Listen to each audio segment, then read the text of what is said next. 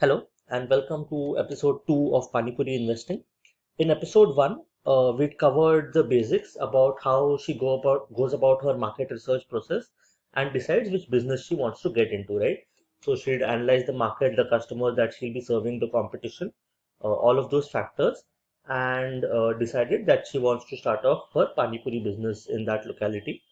If you haven't gone through episode 1, it would be beneficial to go to episode 1 and kind of review that before you come to this episode so that the overall thread seems a lot more coherent, right? So, in this episode, what we'll be tackling is the second question that any entrepreneur faces is the capital question, right? So, when you're starting off your business, you'll need to raise a certain amount of capital to kind of get started with your business. And there are a variety of ways you can fund it, right? So the best and the easiest source is your own kind of capital that you have.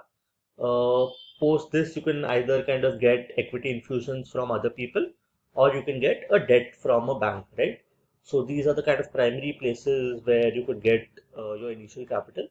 We'll be starting off with two of these sources and trying to create a small balance sheet, right? So this will be very, very basic, just to kind of give you an idea. And we'll obviously be covering various aspects of the balance sheet in a lot more detail in episode 2. But this was just kind of something we need to tackle before we get started with the other income statement related problems that we'll be tackling in season 1, right? So, as you know, uh, our protagonist has around 50,000 of her own cash that she is willing to deploy into the business. In addition to this, she's estimated that she'll need another 50,000 of cash, right? And she decides to raise debt to kind of get this amount. Uh, the choice between going from equity or going for debt and all of those factors uh, is a whole different topic that we'll be covering sometime later. But for the purpose of this exercise, let us just assume that she's decided to go with raising 50,000 of debt. Now, there's a variety of places where she can get this amount, right? So, there are four primary options that were available to her.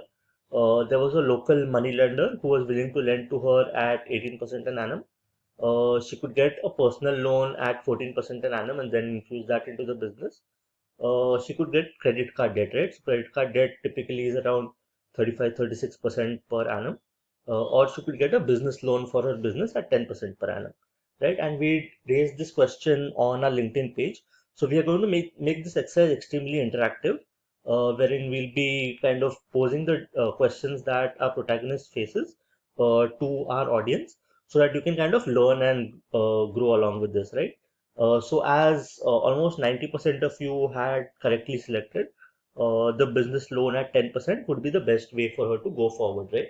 So she decides to go ahead with that option as well, and decides to get a business loan for 50,000, right? So these two effectively serve as the sources of cash, right? So 50,000 of her own money and 50,000 of the loan gives you a combined of 1 lakh, right? So this 1 lakh will be on the right side of the balance sheet, right? So if you look at this segment, on the right, you have your liabilities and your equity, right? So 50,000 is infused into the business, so that goes as your equity, and 50,000 is the amount of debt that she's raised from a third party, right? So she'll have to kind of pay that back with a certain interest, and that goes as debt in your balance sheet, right? So this is the source of capital. Now you deploy this capital somewhere, right? So obviously, when she's starting off her shop, she'll need tables and chairs so that her customers can come and sit inside comfortably. She'll need vessels to vessels, stoves, and all of that to cook the material, and she'll need plates and all of that to serve the material to the customers, right? So for all of that, she goes shopping and kind of gets all of that, and that costs a total of 60,000, right?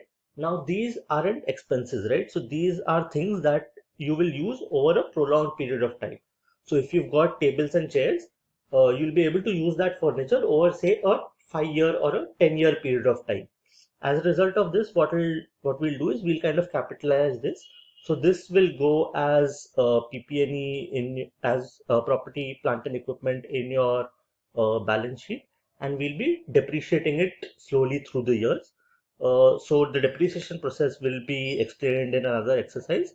But for the purpose of this exercise, we'll have the 60,000 go into the asset side of the balance sheet, right? So you had 1 lakh of cash. You use 60,000 of that for all of these equipments, which leaves you with another 40,000 of cash, right? So this is cash that she'll kind of use for her day-to-day expenses and stuff like that. So cash she is keeping as a reserve on her balance sheet, right?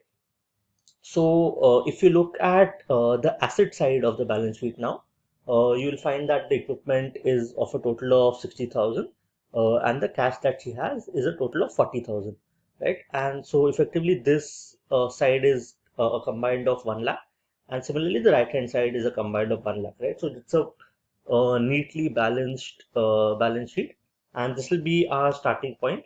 Obviously, there is a lot more detail, a lot more changes that will kind of happen in this.